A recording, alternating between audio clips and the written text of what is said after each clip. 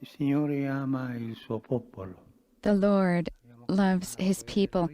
We sang this refrain, Nel canto internazionale. È anche una verità and it's the che truth. il popolo di Israele ripetì. And it's a truth that the people of Israel love to repeat.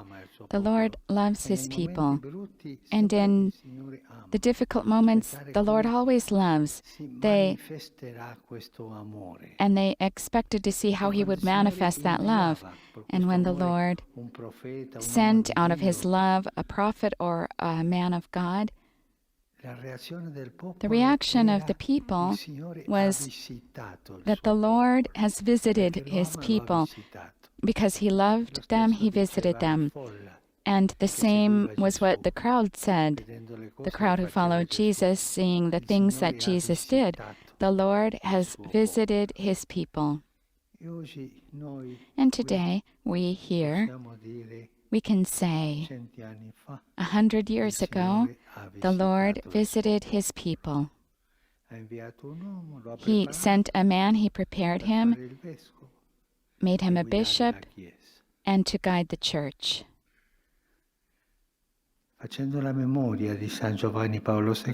Recalling the memory of Pope St. John Paul II, we pick this theme up. The Lord loves his people. The Lord has visited his people. He sent a pastor, a shepherd. And what is, let's say, the outline that we can find in Pope St. John Paul II? A lot of them, but let's say we'll talk about 3 only. They always say that Jesuits always say things in 3s. Prayer, nearness to the people, and the love of justice. St. John Paul II was a man of God because he prayed, and he prayed a lot. But how can a man who had so many things to do and so much work to lead the church, how could he take so much time in prayer?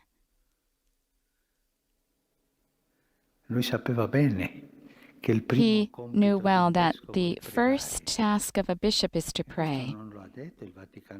And this isn't what the Second Vatican Council said. St. Peter said it when he made the first deacons. He said, and to us bishops, prayer and the proclamation of the word. The first task of a bishop is to pray, and he knew that, and he did it. A model bishop who prays. It's the first task. And he taught us that when a bishop does an examination of conscience in the evening, he needs to ask, how many hours did I pray today? O man of prayer. The second example, a man who was near to his people. He wasn't detached or separated from his people. In fact, he sought them out. He sought the people out. He traveled the entire world, going to find his people. He made himself near to them. And the nearness is one of the aspects of God that God has for his people. We remember that God said to the people of Israel, look, Moses said to the people, what other people has its gods as close to it as you are with me? The nearness of God with his people, that he makes very, very close in Jesus. He makes it very strong in Jesus. A shepherd who is near to his people. The opposite, the person is not a shepherd. He's a manager. He's in the hierarchy, but he's not a pastor. But closeness to the people. And St. John Paul II gave us this example of this nearness. Being near to the great people and the small, those far away and those near. He made himself near. Terza traccia, And the third example, l'amore alla giustizia. love of La justice, giustizia piena. but complete justice.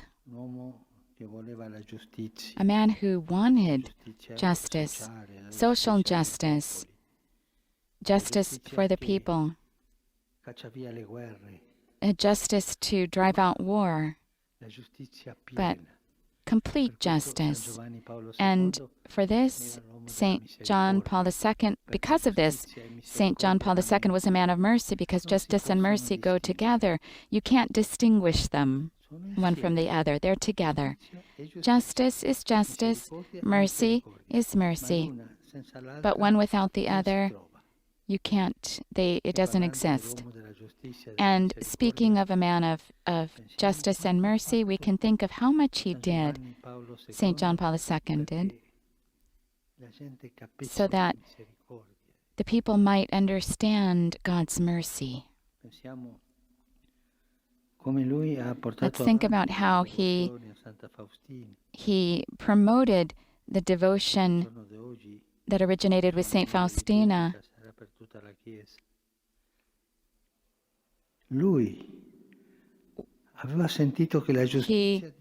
He felt that God's justice had this face of mercy, this attitude of mercy. And this is a gift that he left to us. Justice and mercy and merciful justice. Let us pray to him today that he might grant to all of us, especially to the shepherds of the church, but to all of us, the grace of prayer, the grace of drawing near, and the grace of justice in mercy and merciful justice.